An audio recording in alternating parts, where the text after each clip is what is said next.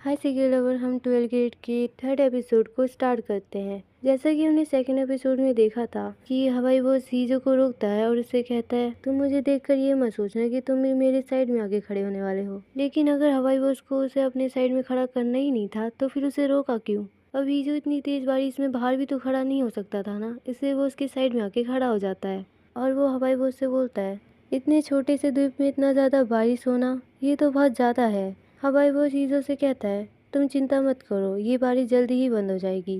थोड़ी देर के बाद हवाई बॉस की नज़र हीजो की ओर पड़ती है और हीजो के कपड़े थोड़े से ट्रांसपेरेंट हो जाते हैं, जिसकी वजह से हीजो के कुछ कुछ बॉडी पार्ट नजर आ रहे होते हैं। हवाई बॉस उसको देखने के साथ ही ये भी देखता है कि हीजो ने आज अपनी स्कूल यूनिफॉर्म नहीं पहनी। हवाई बॉस इसका ताना देते हुए हीजो से कहता है तुम्हारी वो सुंदर सी स्कूल यूनिफॉर्म कहाँ गई जिस पर तुम्हें बहुत ज़्यादा गर्व था?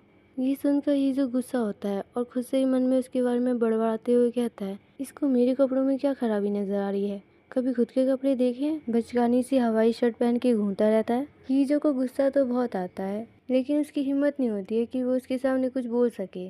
अब बारिश के साथ बहुत तेज तेज से हवाएं चलने लगती हैं और हीजो के गीले कपड़ों की वजह से उसे ठंड लग रही होती है। लेकिन वो उस वक्त हवाई बॉस के बारे में सोचता है कि हम दोनों यहाँ पर अकेले हैं। और जब मैं उस दिन के बारे में सोचता हूँ तो मुझे अब घबराहट महसूस हो रही है। हीजो उस दिन के बारे में बात कर रहा है जिस दिन इन दोनों के बीच एक किस सीन हो गया था और हवाई बॉस ने अपनी थोड़ी सी लिमिट क्रॉस कर ली थी। उसी के साथ हीजो हवाई बॉस को नोटिस करते हुए कहता है अगर मैं इसके फैशन सेंस और इसके गैंगस्टर को इग्नोर करूं तो ये इतना भी बुरा आदमी नहीं लगता और मुझे इसका चेहरा भी पसंद है।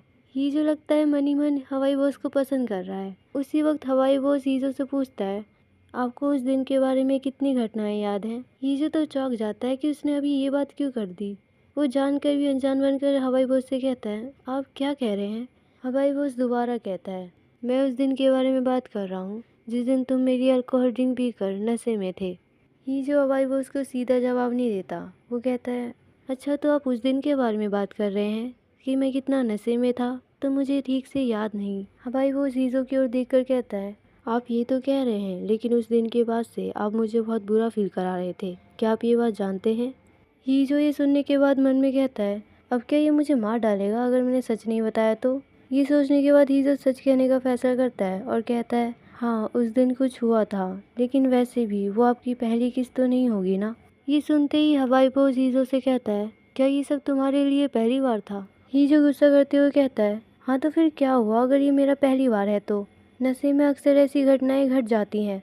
एक दूसरे के साथ बहस करने के बाद अब वो दोनों शांत खड़े होते हैं और अपने बारे में सोच रहे होते हैं। हीजो सोचता है ये मेरी पहली किस थी। हवाई बॉस सोचता है लालत है मुझ पर, वो सिर्फ मेरी एक किस नहीं थी। थोड़ी देर बाद हीजो को एहसास होता है कि हवाई बॉस उसकी ओर देख रहा है और हाँ हवाई बॉस उसकी ओर ही देख रहा होता है, वो भी अपने स्टाइल में खड़ा होकर।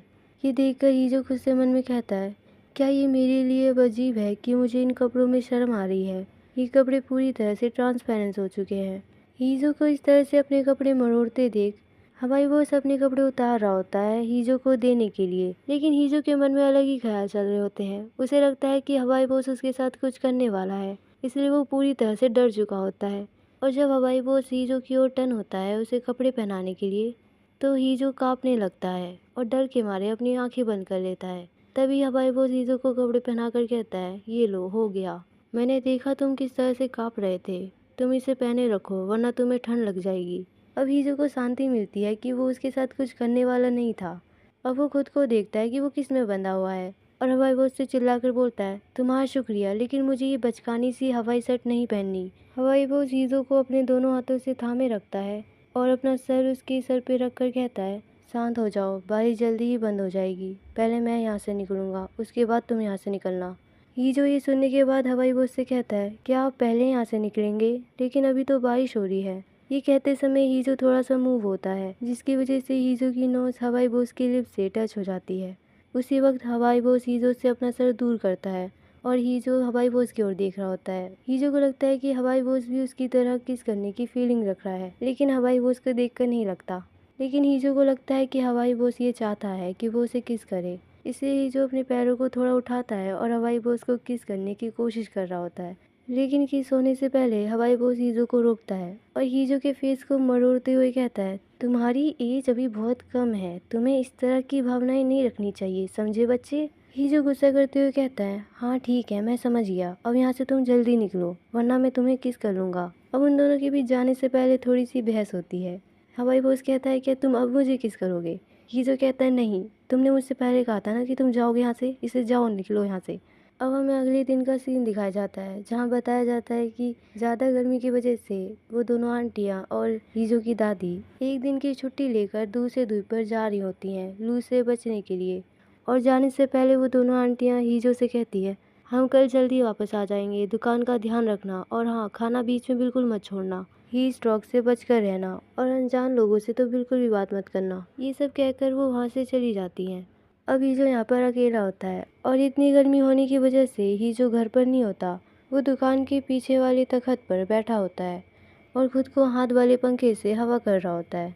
और ज़्यादा गर्मी लगने की वजह से हीजो अपने कपड़े उतार देता है और तखत पे लेटते हुए कहता है, आज रात में यहीं सोऊंगा। वैसे भी वो 3 बंदूकधारी सैनिक यहाँ पे नहीं है। उसे 3 बंदूकधारी सैनिक अपनी दादी को और उन दोनों आंटियों को कहा है। अभी जो हवाई बोस के बारे में सोचते हुए खुद से कहता है, मैंने किसी भी आदमी में कोई दिलचस्पी नहीं रखी, तो फिर मुझे उसे किस करने की भावना क्यों आई? क्या ऐसा इसलिए है क्योंकि मैं इस द्वीप पर अकेला हूँ? मैंने जब से खुद को रिलीज़ किया है, जब से काफ़ी समय हो गया है, अगर मैं इसे दोबारा से रिलीज़ कर दूँ तो फिर वो पक्का वो गंदी भावनाएं मुझसे दूर हो जाएंगी। अभी जो उन भावनाओं को याद करते हुए खुद को रिलीज़ कर रहा होता है, उसी दौरान हीजो को एहसास होता है कि कोई उसे देख रहा है। इसलिए हीजो की नज़र बाहर की ओर पड़ती है और बाहर हवाई बॉस खड़ा होता है। पता नहीं वो वहाँ पे कितनी देर से खड़ा है, लेकिन वो हीजो से ऐसे कहता है जैसे कि वो अभी भी यहाँ पर आया हो। वो हीजो से कहता है, दुकान का गेट बंद है, क्या तुम्हारी दादी दूसरी धूप पर गई है? हीजो उसकी ओर देखकर कहता है, हाँ। अब हमें हवाई बोझ के सामने से एक दृश्य दिखता है जिसे हवाई बोझ पता नहीं कब से देख रहा होता है। उसी दृश्य के सामने से वो निकलते हुए कहता है, दुकान का गेट खोलो, मुझे चुचुवा आइसक्रीम चाहिए।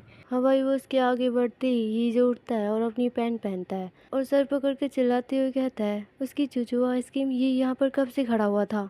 और यहाँ पर हवाई बोस पोल के पास खड़े होकर हीजो को लेकर गुस्सा करते हुए कहता है, क्या उसे नहीं पता कि उसकी बॉडी देखने में कैसी है? वो ये काम खुले में कैसे कर सकता है? सो फ्रेंड्स, ये एपिसोड यहीं तक था। मिलेंगे इसके 4 एपिसोड में। जब तक के लिए बाय बाय।